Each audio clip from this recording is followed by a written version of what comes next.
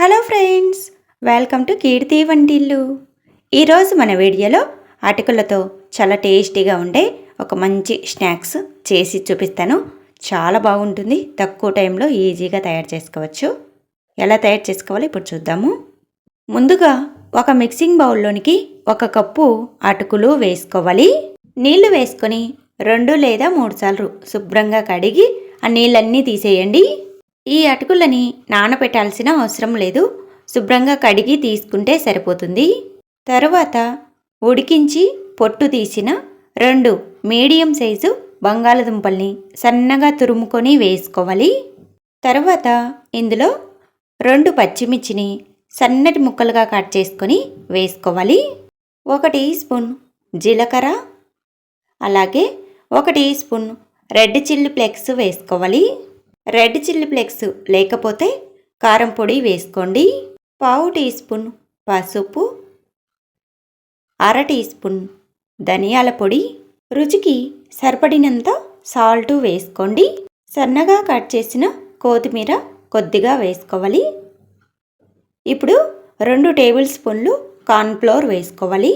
కార్న్ఫ్లోర్కి బదులుగా బియ్యం పిండి కానీ శనగపిండి కానీ వేసుకోవచ్చు. ఇలా అన్నీ వేసుకున్న తర్వాత మొత్తం బాగా కలిసేలా కలుపుకోవాలి. నీళ్ళు ఏమీ వేయకుండా ముందు బాగా కలపండి. ఇలా కలిపిన తర్వాత పొడి పొడిగా అనిపిస్తే 1-2 స్పూన్లు నీళ్లు వేసుకొని కలుపుకోండి. మనము అటుకులని శుభ్రంగా కడిగి వేసుకున్నాము. అలాగే బంగాళదుంపని కూడా ఉడికించుకొని వేసుకున్నాము కాబట్టి నీళ్ళు అనేది ఎక్కువగా పట్టవు. 1-2 స్పూన్లు నీళ్లు వేసుకొని ముద్దలాగా కలుపుకోండి. ఈ విధంగా కలుపుకొని పక్కకు పెట్టుకోవాలి. ఇప్పుడు ఒక చెక్క పైన కానీ ఫ్లోర్ పైన కానీ కొద్దిగా నూనెని అప్లై చేసుకోండి.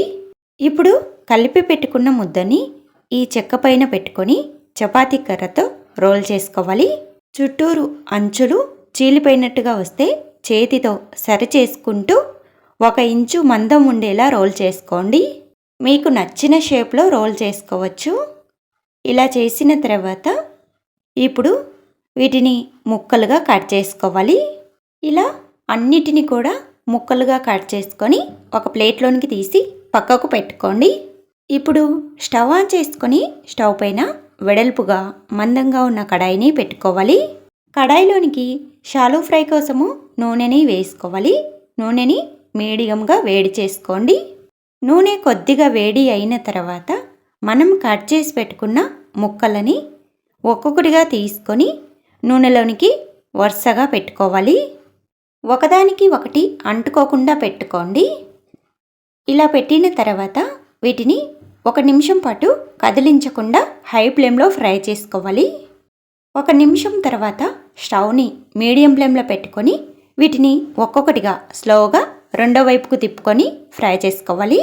ఇలా పచ్చిగా ఉన్నప్పుడు తిప్పకుండా ఇలా కాస్త ఫ్రై అయిన తర్వాత 2 వైపులా తిప్పుకుంటూ మంచిగా లైట్ గోల్డెన్ కలర్ వచ్చేంత వరకు బాగా ఫ్రై చేసుకోవాలి. ఇలా 2 వైపులా మంచి కలర్ వచ్చేంత వరకు బాగా ఫ్రై చేసుకున్న తర్వాత వీటన్నిటిని ఒక జాలి గంటలోనికి తీసుకొని ప్లేట్లోనికి వేసుకోవాలి. ఇలానే మిగతా ముక్కల్ని కూడా ఫ్రై చేసుకొని తీసుకోండి. ఇలా అన్నీ ఫ్రై చేసుకున్న తర్వాత చూపిస్తున్నాను. చాలా టేస్టీగా ఉంటాయి. తక్కువ టైంలో ఈజీగా టేస్టీగా తయారు చేసుకోవచ్చు. తప్పకుండా ట్రై చేసి మీకు ఎలా వచ్చాయో కూడా కామెంట్ చేయండి. Thanks for watching.